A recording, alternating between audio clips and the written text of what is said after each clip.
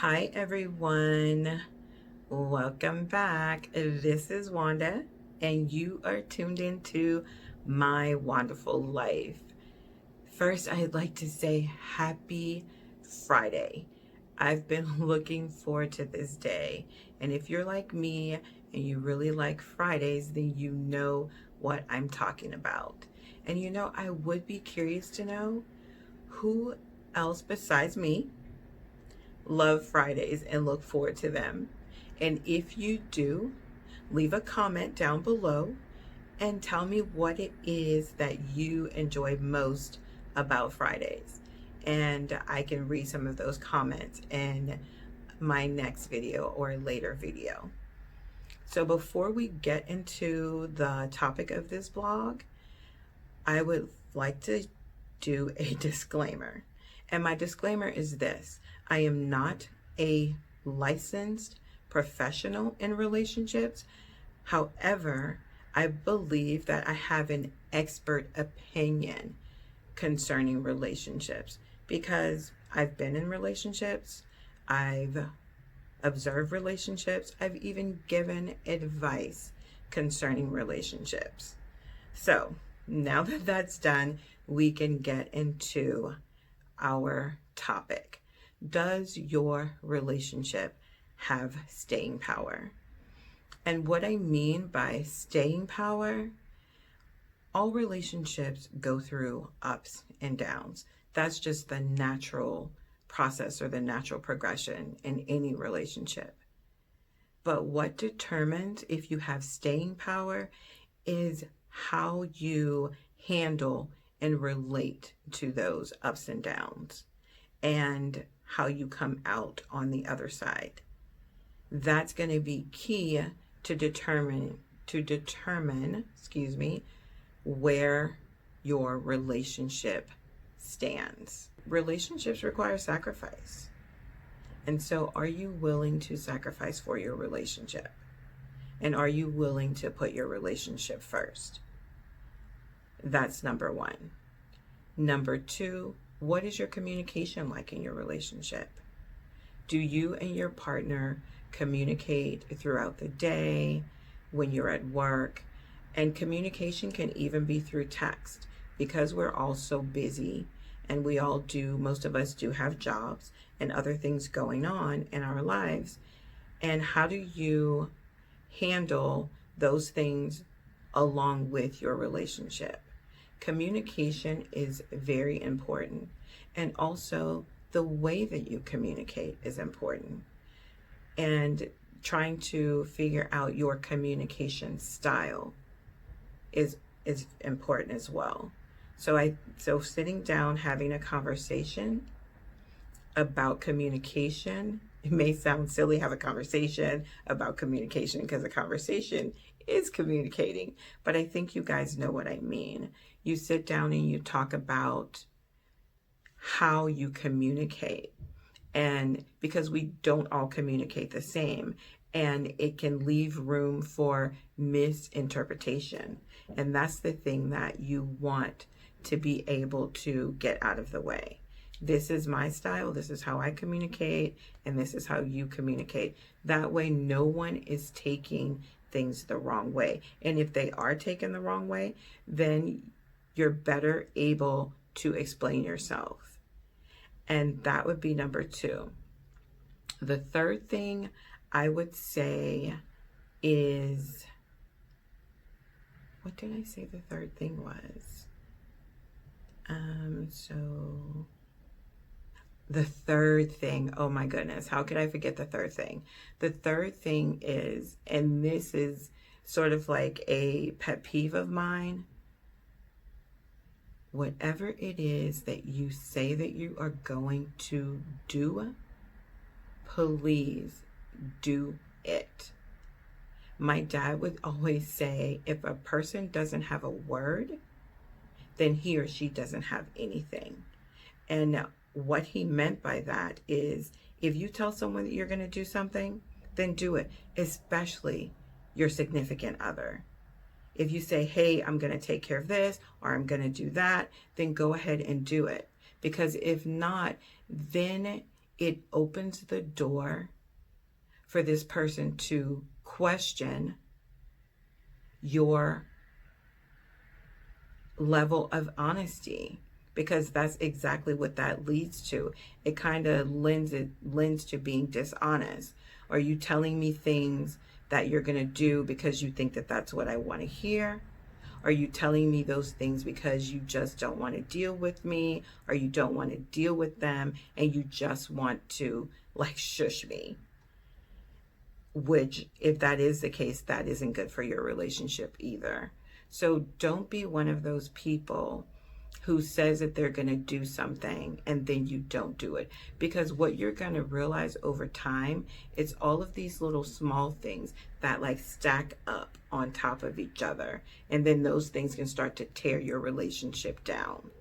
So it's very important to be a person of your word and to be consistent in that word. And no one is looking for perfection. If it's something that you cannot do, then say, no, I'm not going to be able to do that, or I will try to do that. And I think that honesty goes a long way in a relationship. So try your best to be truthful and to be just upfront with your partner. And the fourth thing I would say is not feeling validated in your relationship. And if you're feeling like you don't have a voice, that the only thing that matters is what the other person says, or how the other person is feeling, or what the other person wants to do, then that's what we do, or that's what happens in the relationship. And I think what people don't realize, it's like we know that there are two people in a relationship, but a lot of times people will account for themselves and how they feel in the relationship and what's important to them in the relationship. And of course, we know that over time, your relationship will not survive that. So make sure that both of you have a voice and both of you are validated in the relationship, and it will help to ground you and to solidify your union. Over time, you will come to realize that relationships don't just take care of themselves.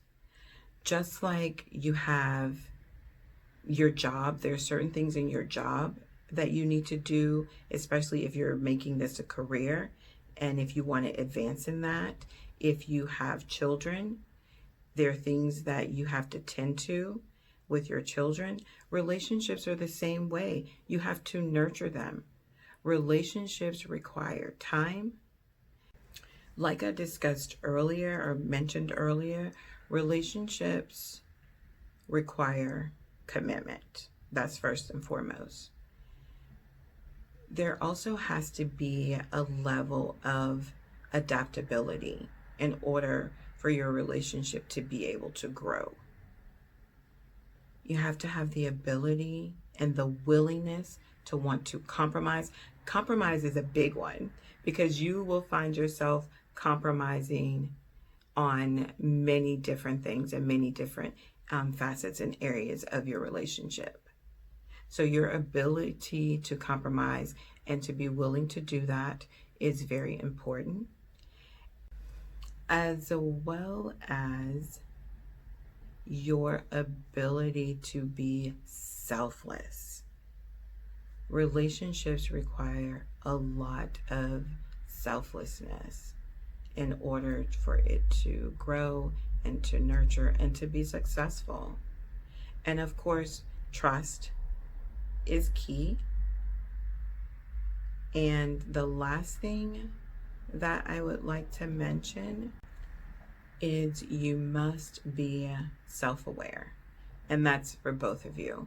And I think if each of you are making yourself aware of your partner and the things that are going on in your relationship and the way that your relationship functions, you'd be more willing to improve upon those areas that need improvement, compromise when compromise is necessary, and to voice your concern or your opinion when that is called for as well.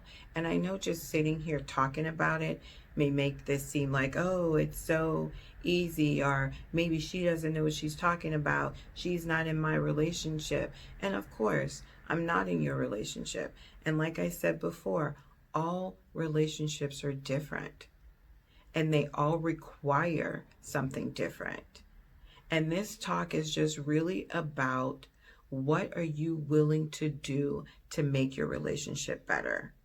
What are you willing to commit to ensure that the two of you have the staying power that is needed to sustain your relationship?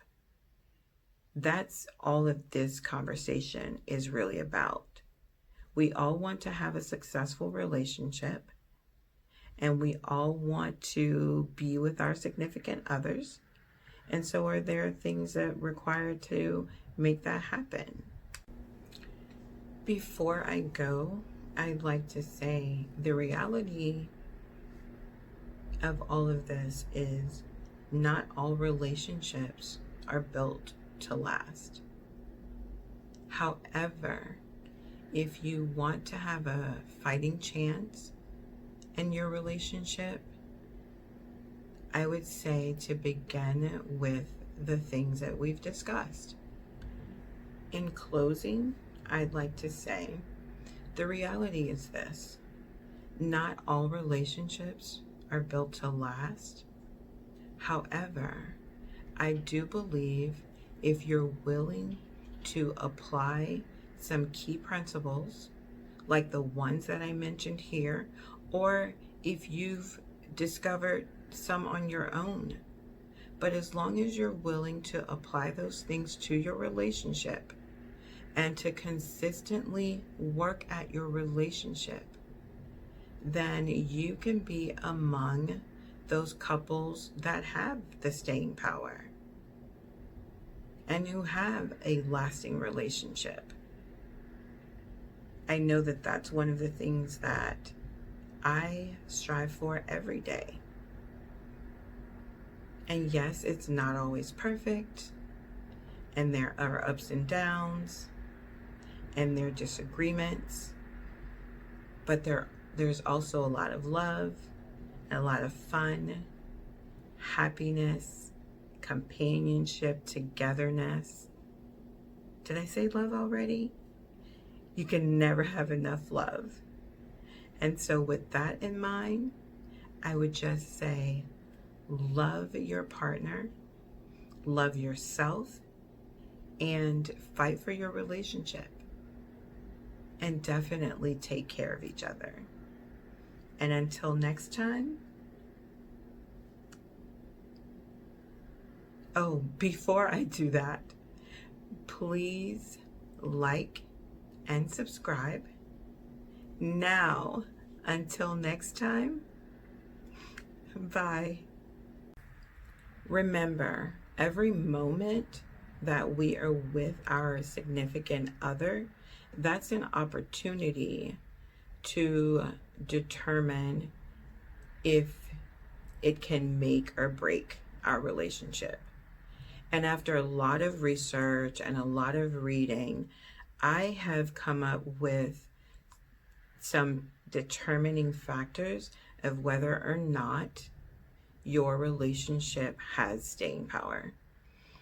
And what those things are, and it's just 4 things. But first, before I name those 4 things, I just remember this. Before I name those 4 things, there are 2 what I would consider big things that I would like to take off the table, and that would be finances and infidelity.